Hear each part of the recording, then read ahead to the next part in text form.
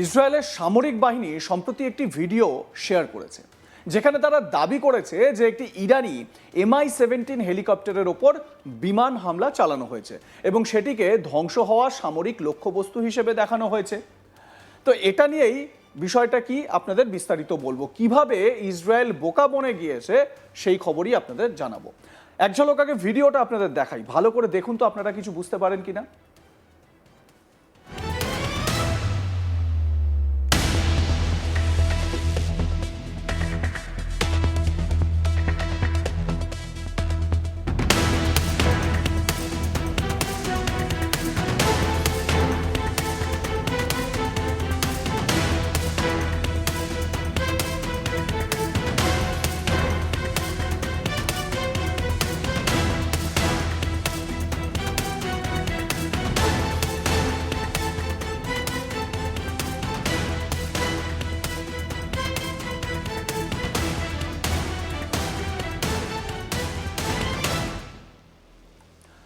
America এবং Israel ইরানের হেলিকপ্টারের ওপর হামলা করছে।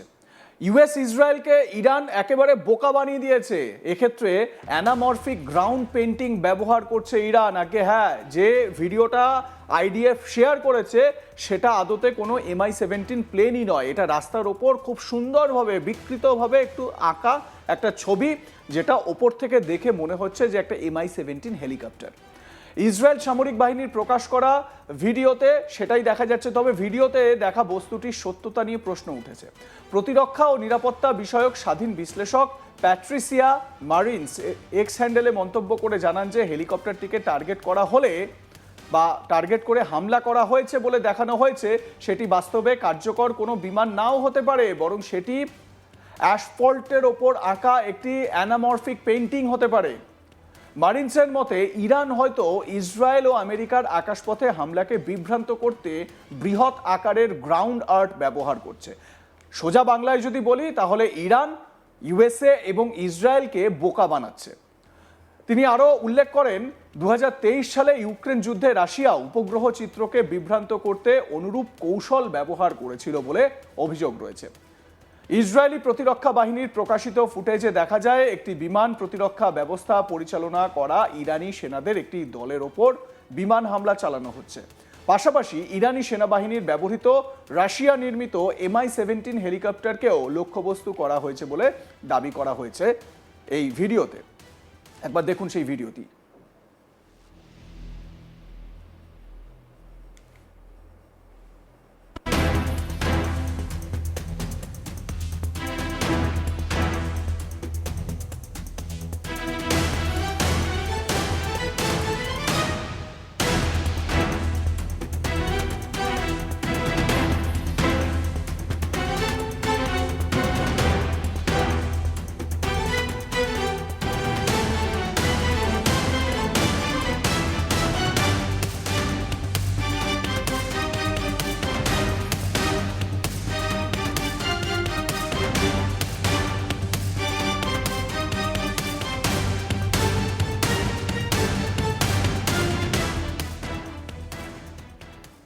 ইসরায়েলি সামরিক বাহিনীর বক্তব্য, বিমান বাহিনী ইরানি শাসনের আকাশ সামরিক সক্ষমতার ওপর ধারাবাহিকভাবে আঘাত হানছে।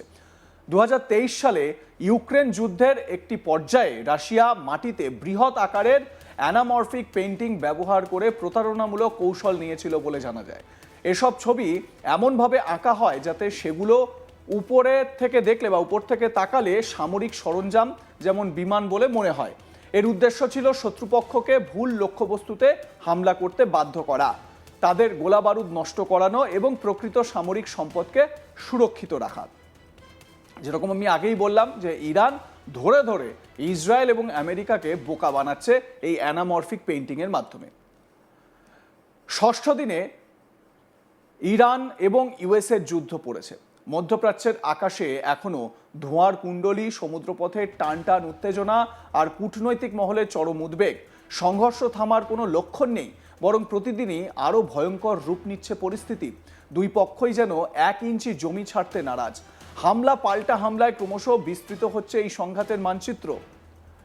আমেরিকার অভিযানের কথা যদি শুরুতেই আসি, যে এপিক ফিউরি, অপারেশন এপিক ফিউরির কথা বলা হচ্ছে, ইউনাইটেড স্টেটস সেন্ট্রাল কমান্ডের তরফে জানানো হয়েছে অপারেশন এপিক ফিউরি শুরু হওয়ার পর থেকে ইরানের প্রায় 2000টি লক্ষ্যবস্তুতে হামলা চালানো হয়েছে। আমেরিকা নৌ ও বিমান বাহিনীর সম্মিলিত এই অভিযানে ধ্বংস করা হয়েছে ইরানি নৌসেনার 17টি যুদ্ধজাহাজ, যার মধ্যে রয়েছে একটি সাবমেরিনও। আমেরিকার দাবি, এই হামলায় ইরানের সামরিক অবকাঠামো কার্যত ভেঙে পড়েছে। আমেরিকা সেন্ট্রাল কমান্ডের শীর্ষ আধিকারিক ব্র্যাড কুপার এক ভিডিও বার্তায় বলেছেন, আরব উপসাগর, হরমুজ প্রণালী কিংবা ওমান উপসাগরে একটি ইরানি যুদ্ধজাহাজও চলাচল করছে না। তার বক্তব্য, আমেরিকা বাহিনীর সমন্বিত আক্রমণে ইরানের সমুদ্র প্রতিরক্ষা ব্যবস্থাকে কার্যত পঙ্গু করে দেওয়া হয়েছে। অভিযানে অংশ নিয়েছে 50,000-এর বেশি সেনা, 200টিরও বেশি যুদ্ধ বিমান, 2টি বিমানবাহী রণতরী এবং দূরপাল্লার বোমারু বিমান। বিশেষজ্ঞরা বলছেন, হরমুজ প্রণালী দখল বা নিয়ন্ত্রণে রাখার প্রশ্নে এই সংঘর্ষের গুরুত্ব অপরিসীম। বিশ্বের উল্লেখযোগ্য অংশের জ্বালানি সরবরাহ এই প্রণালী দিয়েই হয়। ফলে এখানে কোনো অস্থিরতা মানেই বিশ্ববাজারে তেলের দামে আগুন। ইতিমধ্যেই আন্তর্জাতিক বাজারে অস্থিরতার ইঙ্গিত মিলছে। আমেরিকার সেনা আধিকারিকদের দাবি, ইরানের প্রতিরক্ষা ব্যবস্থায় মারাত্মক ধাক্কা লেগেছে। শুধু নৌসেনাই নয়, ক্ষতিগ্রস্ত হয়েছে ইরানের মিসাইল শিল্প। ওয়াশিংটনের বক্তব্য, একাধিক ক্ষেপণাস্ত্র তৈরির কারখানা ও গুদাম ধ্বংস করা হয়েছে, ফলে ইরানের ক্ষেপণাস্ত্র উৎপাদনে ভাঁটা পড়েছে। তাদের দীর্ঘ পাল্লার হামলার ক্ষমতাও কমেছে বলে দাবি আমেরিকার। তবে তেহরান নীরব নয়, বরং একের পর এক পাল্টা আঘাতে বুঝিয়ে দিচ্ছে তারা এখনও লড়াইয়ের ময়দান ছাড়েনি। বুধবার ভোরে ভারতীয় সময় অনুযায়ী ইরানের উপর ফের বড়সড় হামলা চালিয়েছে ইসরায়েল। রাজধানী তেহরানে পরপর বিস্ফোরণের শব্দ শোনা গেছে। ইরানি সংবাদ মাধ্যম জানিয়েছে, বিমান হামলায় কেঁপে ওঠে শহরের একাধিক এলাকা। এদিকে ইরানও পাল্টা আক্রমণে আরও আগ্রাসী হয়েছে। সৌদি আরবিয়ার রাজধানী রিয়াদে আমেরিকা দূতাবাসের ড্রোন হামলার খবর সামনে এসেছে। স্থানীয় সূত্রে জানা গেছে, অন্তত 2টি ড্রোন ব্যবহার করে এই হামলা চালানো হয়। সোশ্যাল মিডিয়ায় ছড়িয়ে পড়া ভিডিওতে দেখা গেছে আগুনের লেলিহান শিখা, ধোঁয়ায় ঢেকে যাওয়া আকাশ আর আতঙ্কে ছুটোছুটি করছেন স্থানীয় মানুষ। সৌদি আরবিয়ার প্রতিরক্ষা মন্ত্রক জানিয়েছে, ড্রোন দুটি লক্ষ্যভেদ করলেও আগুন দ্রুত নিয়ন্ত্রণে আনা সম্ভব হয়েছে। ইসরায়েলের তেল আভিভে মুহুর্মুহু যে আক্রমণ হয়েছে, সেই আক্রমণে তেল আভিভ যে একেবারে বলা যায় বিপর্যস্ত হয়ে পড়েছে, সেই ছবি লক্ষ্য করা গেছে।